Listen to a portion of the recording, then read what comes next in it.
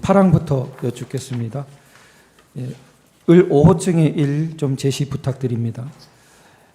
작년 5월 20일경 서울신문에서 총 16회에 걸쳐서 선관위 조직의 문제점을 비판하는 특집 기사를 연재했습니다.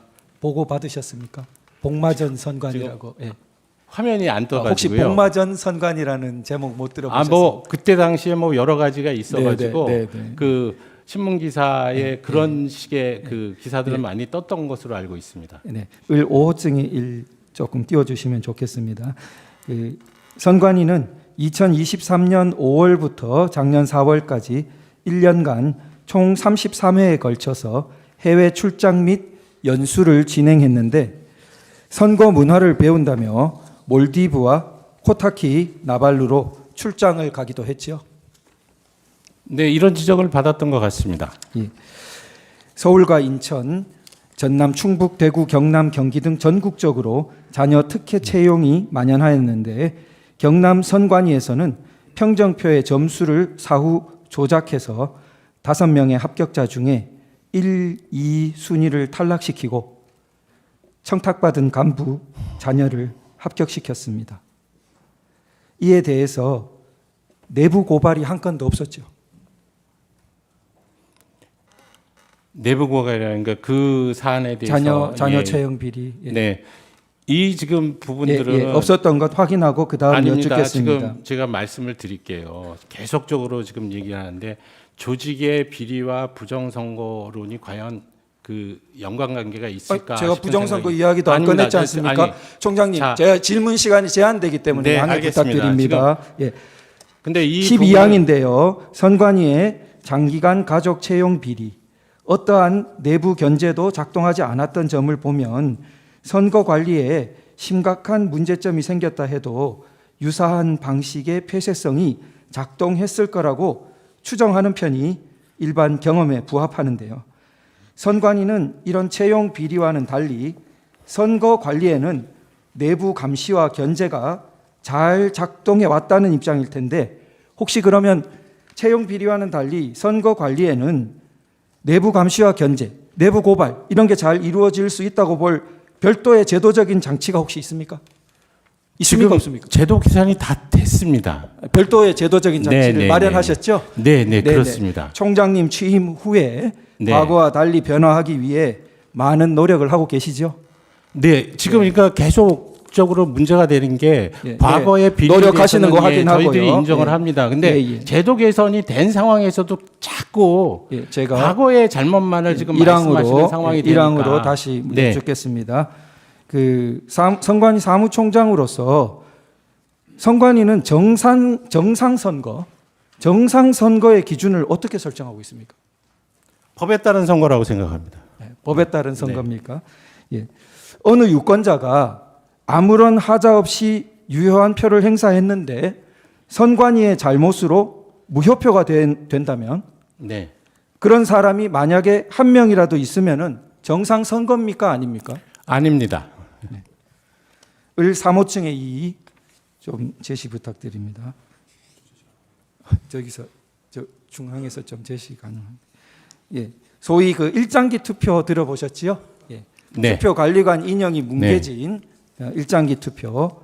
예. 그러면은 연수을 재검표를 통해서 인형이 뭉개진 투표지 294매가 새롭게 무효표로 판정받았습니다. 그러니까 재검표 이전에는 이거는 유효표로 카운트되어 있다가 적어도 숫자상 재검표에서 무려 294표가 갑자기 무효표가 되었습니다.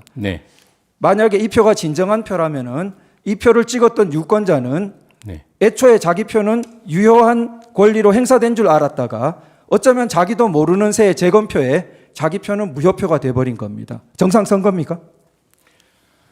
그 선거 관리 부실 사례입니다.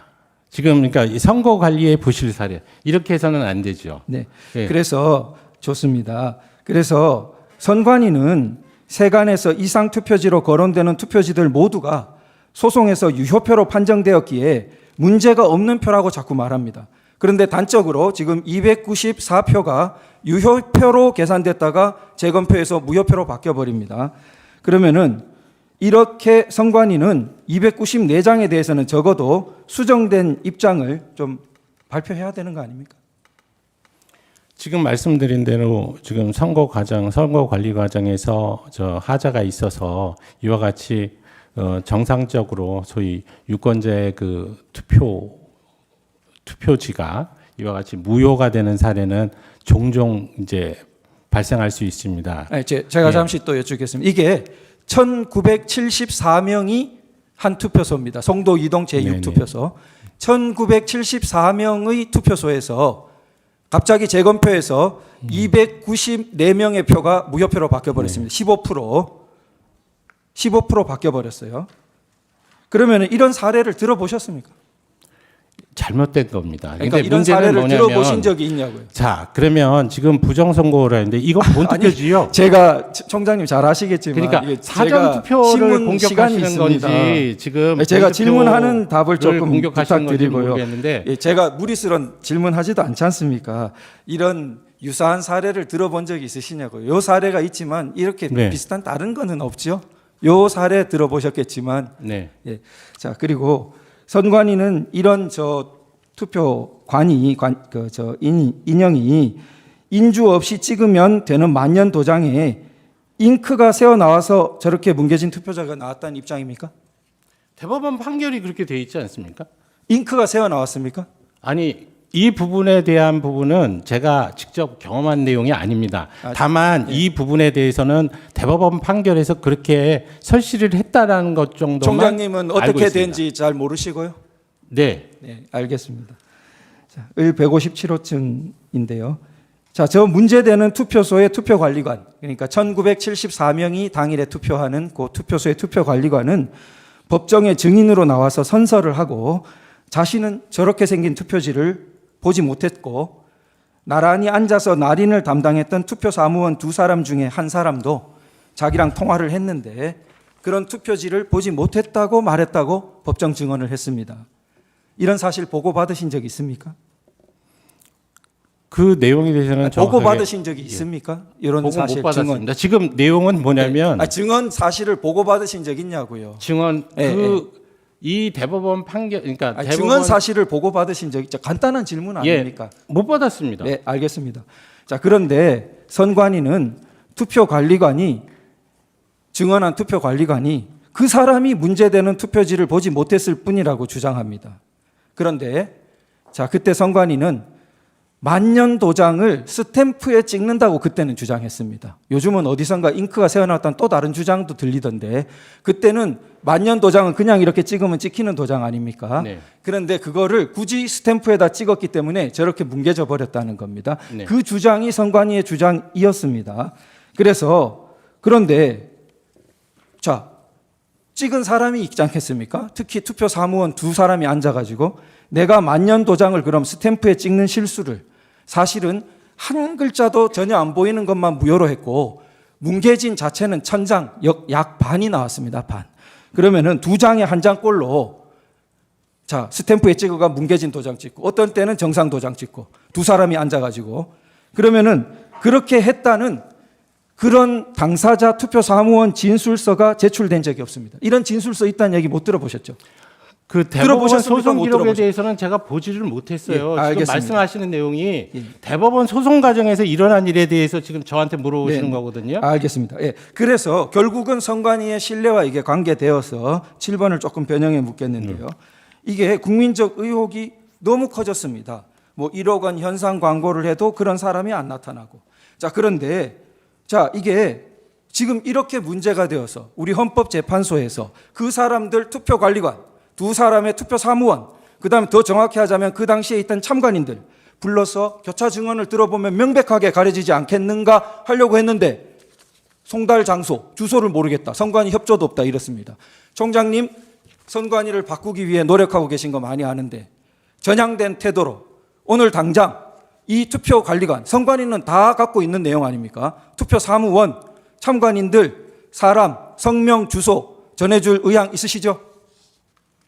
지금 21대 국회의원 선거와 관련해서는 임기 만료가 된 상황입니다. 그래서 그 자료가 지금 있는지 없는지는 제가 잘 모르겠는데 그 부분에 대해서 제가 협조를 할 필요가 있다면 뭐 협조해드릴 그 의사도 있습니다. 예. 4년 전 자료는 당연히 있을 거라고 생각되고요. 예, 그 부분 총장님 그 당연히 이렇게 그 성명 근데 주소 대법원 협조에- 선고 과정에서 그분 나와서 뭐 증언했다는 거 아니에요? 투표 관리관만 했습니다. 예. 그랬더니 그 사람 혼자 못 봤을 수 있다고 그렇게 결론 내렸다는 겁니다. 그러면 누구를 또 더 하시겠다는 직접 겁니까? 찍는 라인에 있던 두 사람 그리고 그 사람도 부족하다면 그 근처에 있던 참관인들 그러면 그러면 확실하게 지금 투표 관리관이 안 찍고 다른 사람이 찍었다는 것을 전제로 하시는 거잖아요. 투표 사무원이 찍죠. 보통. 그러니까 투표 두 사무원이 사람이. 찍었다는 걸 전제로 하시는 거잖아요. 보통. 그러면 그 투표 사무원이 누군지를 우리가 알아서 특정해 달라는 건가요? 예, 다 등록돼 있습니다. 예, 그 알겠습니다. 투표소가 특정돼 있기 때문에요. 예, 날짜와 투표소가 좋습니다. 18항인데요. 자, 그 주신문 2항, 3항, 38항 관련입니다. 자, 투표소마다 투표록이 비치되지 않습니까? 네. 예, 투표록에 이제 특기 사항을 기재하는 란도 있고요. 그 기재되는 특기 사항을 보면은 뭐 투표 관리관, 사인, 날인, 누락 사항 등 해가지고 이렇게 부동 문자로 딱 찍혀 있지 않습니까? 그러면 이제 선거관리상 특기 사항을 쓰는 이유는 만약에 특기 사항이 생겼는데 이걸 안 써놓으면 개표 시에 이거 무효표 아니냐 이렇게 헷갈리지 말라고 예를 들어 날인 누락 투표지가 나오더라도 여기 써놓으면 그 무효표로 하지 마라 이런 취지 아니겠습니까? 여러 가지 투표소에서 일어난 일에 대해서 쓰는 것으로 알고 있습니다. 예. 을 159호증 24면인데요. 이제 파주을 재검표 검증 조서 중 일부분입니다. 자, 그런데 2020년 4월 15일 파주시 금촌 이동 제2투표소 투표록에 좀 제시해 주시면 좋겠습니다. 을 159호증 159의 그 24면입니다. 23, 24. 자, 그러면은 그 투표록에 어떻게 딱 정자로 손글씨로 기재되어 있냐면 오전 09시 30분 때에 약 20장의 투표 용지가 투표관리관 도장 날인 없이 선거인에게 교부됨. 자, 이제 투표관리관 날인 없이 그 다음 페이지입니다. 저런 투표록의 그 다음 특기사항을 보면 저렇게 손글씨로 또박또박 아주 글씨가 정자입니다. 그렇게 기재되어 있습니다. 저 글씨 보통 누가 씁니까? 특기사항에? 투표관리관이 쓰도록 그렇죠. 투표관리관이죠. 네. 자, 그러면은 그 밑에 보면은 국회의원 선거투표 1년 번호지 한 건에 대하여 절취하지 못함. 특기사항이 두 개 있었습니다. 네. 약 20장은 도장 찍지 못하고 나가버려가지고 투표함에 들어가 버렸고 하나는 1년 번호지를 절취하지 못하고 가버렸습니다. 자, 그래서 무효표 하지 마라고 이렇게 써놨습니다. 자, 그런데 재검표가 이렇게 이루어지면은 금촌 이동 제2투표소 당일 투표지들을 쭉 재검표하면은 우리는 당연히 어떻게 생각하게 됩니까? 투표관리관 도장이 없는 약 20장의 투표지와 미절취된 투표지 한 장이 나와야죠. 그런데 을 159호증, 요건 이제 제시 안 하셔도 됩니다. 을 159호증 검증조서증 신면에 보시면은 안 나왔다는 겁니다. 안 나왔어요. 검증조서상에 그게 안 나왔다는 게 확인됐어요. 다른 동네에는 투표록에 그 기재가 없는데 나온 것이 기재되어 있기 때문에 못 보는 게 아닙니다. 못 찾는 게 아니에요. 아주 많은 사람이 일반 개표 때보다 더 많은 인원이 진짜 더 수개표로 하면서 찾습니다. 그런데 거기서 안 나왔어요. 어디 갔습니까? 안 나왔어요. 자, 그러면은 금촌 이동 제2투표소가 재검표 때 나온 게 진정한 투표지라면은 당연히 저 투표록에 기재된 관인 없는 날인 없는 투표지 약 20장, 1년 번호 미절치 투표지 한 장이 나와야 되는데 안 나오니까 그러면은 심지어 어떤 기사 보도까지 있냐 하면은 저 재검표 날에 오전 일찍, 아침 일찍 선관위가 위조 투표함을 막 들여보내는 정황을 법원 경위가 보고 자기들끼리 담배를 피면서 이야기하는 것을 녹취했다는 보도 정황까지 있습니다. 들어보신 적은 없죠, 총장님이? 혹시 있습니까? 지금 그게 그 대법원 소송 중에 그랬다는 겁니까? 소송으로 다루어졌던 사건 중에 하나입니다. 그러니까 물론 판결문만 지금 보시면 이런 그러니까 이야기는 위조 저기 투표지가 대법원 소송 중에 들어갔다는 얘기예요? 자, 이런 재검표를 해보니까 투표록에 저렇게 기재되어 있는데 재검표장에 나타난 투표지에는 저런 특기사항 투표지가 없더라는 겁니다. 네. 그런데 판결문만 보시면 모르는 게 이런 말하기 곤란한 사항은 판결문에 아예 쓰지도 않습니다. 그러니까 판결문만 보시면은 이런 문제가 있다는 자체를 인식할 수 없게 되어 있습니다. 물론 원고의 준비 서면이나 모든 그 당시에 유튜브나 다 주장하던 것들은 남아 있습니다. 역사에서 지울 수는 없습니다. 자, 그래서 이런 것들 때문에 국민들은 의혹을 가질 수밖에 없고 밥도 잘 안 넘어가고 잠도 잘 안 오고 미치겠다는 겁니다.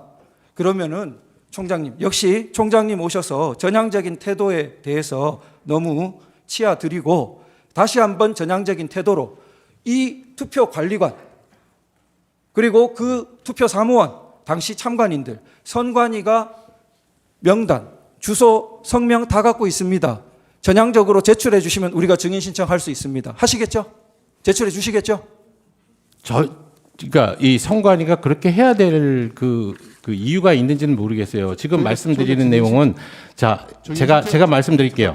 제가 말씀드릴게요. 잠깐 저희가 증인 신청을 위해서 자 지금 질문하시는 내용이 뭐냐면 선관위의 선거 관리에 대한 내용이라기보다는 지금 선관위의 선거 소송에 관련해서 대법원이 한 아니요 얘기에 지금 대해서 지금 말씀을 드리는 것 같습니다. 선관위가 투표한 같은 거 다 관리하시지 않습니까? 네. 제대로 관리했다면 저런 투표지가 나와야 되는 거 아닙니까? 안 나왔기 때문에. 그러니까 제가 말씀드리는 것은 이 지금 21대 국선은 제가 관리한 게 아니기 때문에 정확한 내용을 몰라요. 압니다. 그리고 지금 내가 말씀드리고 싶은 얘기는 아는 얘기는 판결문이나 기타 보고서를 보고 지금 아는 내용인데 그렇게 자세하게 선거 소송 중에서 어떤 일이 있었느냐라는 부분을 저한테 물어보시면 제가 답변할 수가 없고 지금 대법원에서 확정 판결이 된 사안에 대해서 또 다른 헌법기관인 사무총장이 나와서 대법원 판결이 문제가 있으니 이런 부분을 다시 조사해야겠으니 여기에 응해달라는 요구에 응할 수 있겠냐 그 말씀을 드리는 거예요. 제가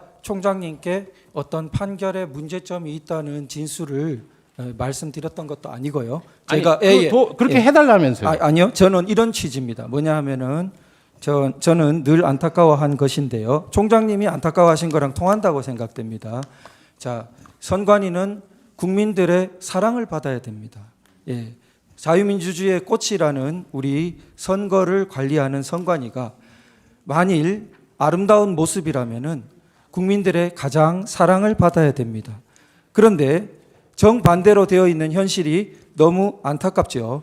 자, 그러면은 어떻게 사랑받을 수 있느냐? 어떻게 신뢰를 회복할 수 있느냐? 총장님도 불철주야 고민하고 계실 걸로 압니다.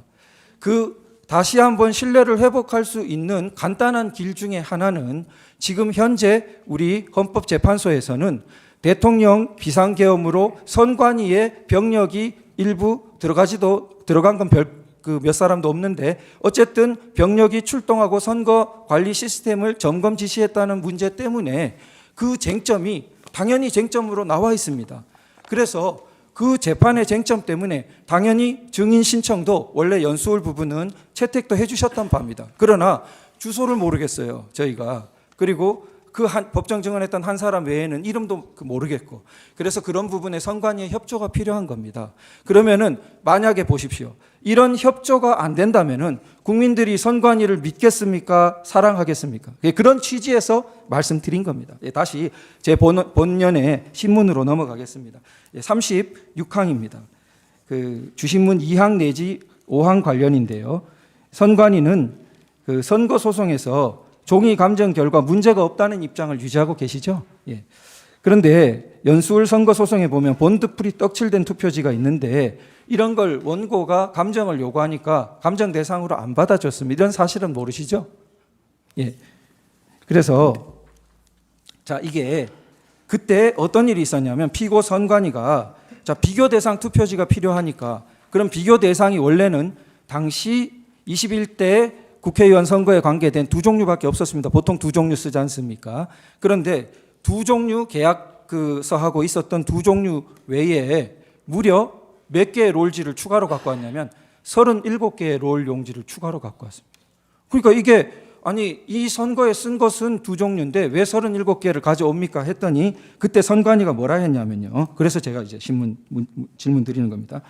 2020년 총선에 2017년 대선용 롤지, 2018년 2018년 지선용 롤지도 사용했기 때문에 그러면 진정한 투표진지 비교 대상을 하려면은 그 롤지도 써야 된다는 겁니다. 그래서 무려 37종을 가져왔습니다. 자, 그러면은 총장님, 지역 선관위에서 자, 작년에 총선이 있었습니다. 국회의원 선거. 그 롤지 남겨두고 있다가 다음에 선거 다시 치러지면은 지방선거에 다시 그 용지 씁니까? 씁니다. 자, 그 롤지가, 설명을 좋습니다. 설명 좀 씁니다. 들을까요? 예, 씁니다. 그러면은 그 롤지가 그 수량이나 입 반출이 정확하게 대장에 기록되고 관리되고 있습니까? 아닙니까? 지금 그 22대 국선 할 때도 그 다음 선거에도 쓴다는 전제하에 여분을 구매를 했고요. 실질적으로 저희가 롤 용지를 사용해서 사전 투표 용지를 발급할 당시에 보면 나중에 끊김 현상이라든지 이런 게 있을까봐 그 나머지 상당히 남은 상태에서 롤 용지를 교환을 하게 됩니다. 뭐 그런 식으로 하기 때문에 그 실제적으로 사용하는 롤 용지의 양을 특정해 드릴 수는 없어요. 근데 지금 상당히 그 22대 국선을 마치고도 재고량이 남아 있는 것으로 제가 알고 있습니다. 저는 여분을 구입하고 보관하는 것을 그 자체로 문제 삼지 않습니다. 네.